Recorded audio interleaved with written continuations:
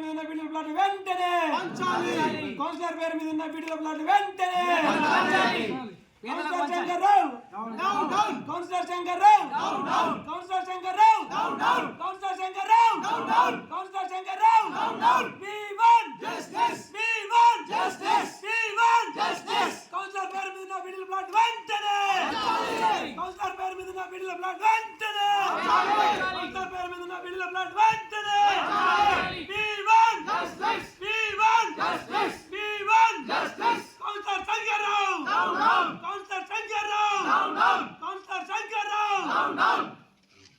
ఇంటి Anjaneyulu X-vice MPP 2006 నుంచి 2011 సంవత్సరం దాకా నేను పదవి చేసిన. ఆ పదవి చేసినప్పుడు ఊరు తరపు నుంచి ఊళ్ళో బీడి కార్మికులకు బీసీ వాళ్ళకు ప్లాట్లు కావాలని భవానీ డిస్టిలరీ వాళ్ళ మీద పోరాటం చేయడం జరిగింది. వాళ్ళు భవానీ డిస్టిలరీ తెలుగుదేశం గవర్నమెంట్లో మా విలేజ్కి తెలియకుండా వాళ్ళు సీక్రెట్గా టెండర్ పెట్టి ఆ టెండర్లో మల్లేష్ గౌడ్ అనేది ఆయన పేరు మీద చేసారు కాబట్టి మా ఊరి మాకు కొన్ని చెందాలి మా ప్రజలకు చెందాలని ధర్నా చేస్తే ఒక 2 ఎకరాలు సుమారు 2 ఎకరాలు ఆ మల్లేష్ గౌడ్ ఫ్రీగా ఈ ఊరు ప్రజల కొరకు ఇచ్చిండు. సుమారు దాంట్లో 210 ప్లాట్లు 44 గజాలతోని చేసి ఒక 180-185 ప్లాట్లు అందరు బీడి కార్మికులకు కూడా రిజిస్ట్రేషన్ చేయడం జరిగింది. మిగిలిన 20 ప్లాట్ల దాకా ఉన్నాయి.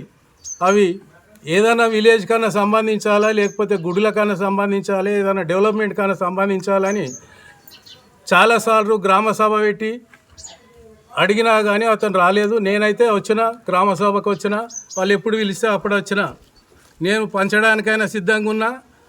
ప్రజల సమక్షంలో ఏది చేసినా కానీ నేను దానికి ఒప్పుకొని సిద్ధంగా ఉన్నా కాబట్టి ఆయన వస్తలేడు కాబట్టి వీళ్ళందరూ మళ్ళీ కూడా మీటింగ్ పెట్టి ఈరోజు హనుమాన్ టెంపుల్ కొరకని ఇక్కడ సమావేశం చేసిరు. ఈ సమావేశంలో హనుమాన్ టెంపుల్కు కొంచెం జాగా తీసుకున్నాం.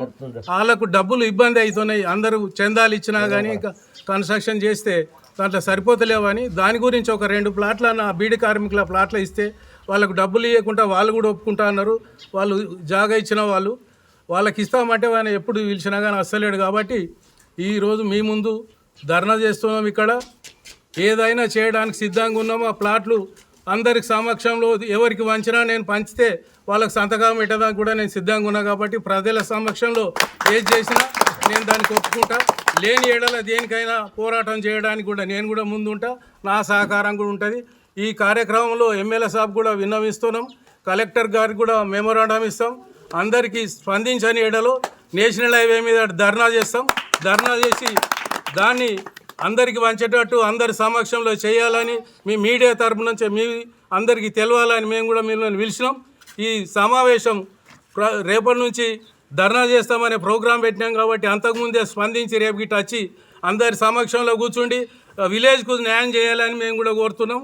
ఈ పెద్దగా చేయకుండా ఏది ఉన్నా ఊరికి చెందాలి, ఊరి అందరు ప్రజలకు చెందాలన్నప్పుడు అందరి సమక్షంలో రావాలి.